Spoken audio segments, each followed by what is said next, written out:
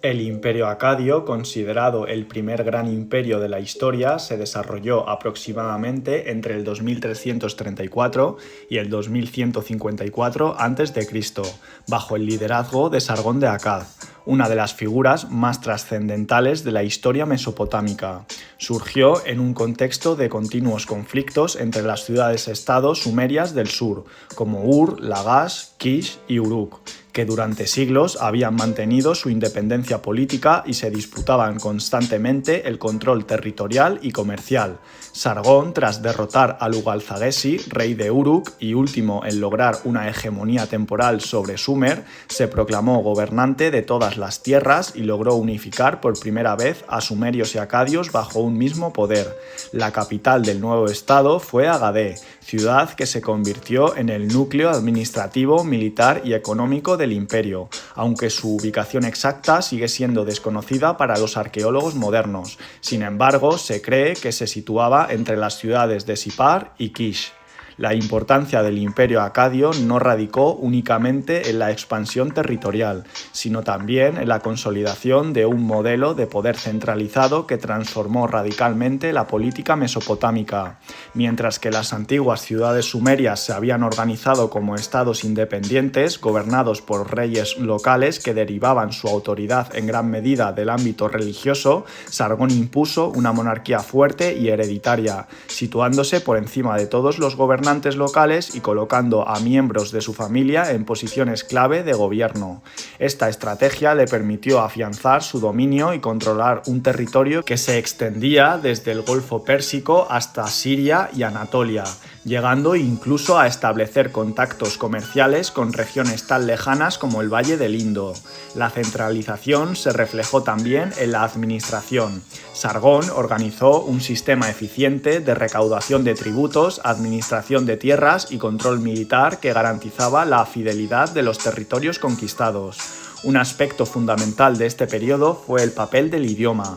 El acadio, lengua semítica hablada por los pueblos del norte de Mesopotamia, desplazó progresivamente al sumerio como lengua de la administración y de los documentos oficiales. Sin embargo, el sumerio se mantuvo como lengua culta y religiosa, lo que muestra una fusión cultural entre ambas tradiciones. Este proceso de bilingüismo marcó profundamente la historia de la región, ya que el acadio terminaría imponiéndose como lengua dominante en Mesopotamia durante más de un milenio.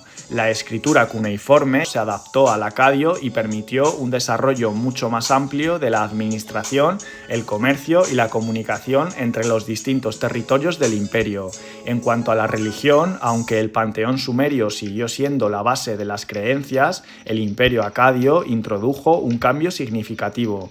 La figura del rey empezó a adquirir una dimensión casi divina. Los reyes acadios, especialmente Naram-Sin, nieto de Sargón, se hicieron representar como dioses en inscripciones y monumentos, una innovación ideológica que pretendía reforzar la legitimidad de su poder y la obediencia de sus súbditos.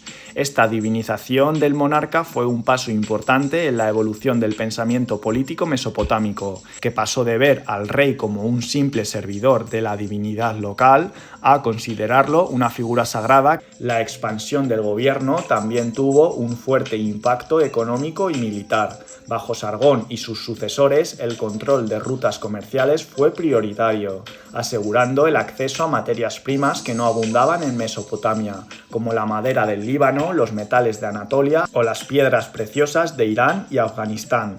El imperio se convirtió así en un centro de redistribución de bienes de lujo, lo que reforzó el prestigio del monarca y de la capital, Agadé. En el plano militar, los acadios perfeccionaron las tácticas de combate y organizaron un ejército permanente que se aseguraba tanto la expansión como el mantenimiento del orden interno. Este ejército profesional, con soldados equipados con lanzas, escudos y cascos de bronce, fue clave para sostener un imperio tan vasto y diverso. Los sucesores de Sargón continuaron su labor, aunque con distintas suertes. Rimush y Manistusu, sus hijos, se enfrentaron a constantes rebeliones en Sumer, que intentaba recuperar su independencia, pero lograron mantener la unidad gracias a la represión militar. Sin embargo, fue Naram-Sin quien llevó a el imperio a su máximo esplendor. extendiendo sus dominios aún más y proclamándose rey de las 4 regiones, un título que simbolizaba su control sobre el mundo conocido. Naram-Sin también se autoproclamó dios en vida, una novedad en Mesopotamia que generó polémica y que incluso fue vista por algunos cronistas posteriores como un acto de arrogancia que atrajo la desgracia sobre el imperio. A pesar de sus logros, el imperio acadio no fue eterno. La magnitud de su extensión territorial, las continuas rebeliones internas y las dificultades para controlar poblaciones tan diversas fueron debilitando su estructura. Además, hacia el 2200 a.C., una serie de cambios climáticos graves desestabilizó aún más la región. En este contexto de crisis, los pueblos nómadas gutis procedentes de los montes Zagros invadieron Mesopotamia y pusieron fin al dominio acadio. La caída de Agadé simbolizó el derrumbe de aquel primer imperio, aunque su recuerdo permaneció vivo en la memoria mesopotámica como un modelo de poder y grandeza.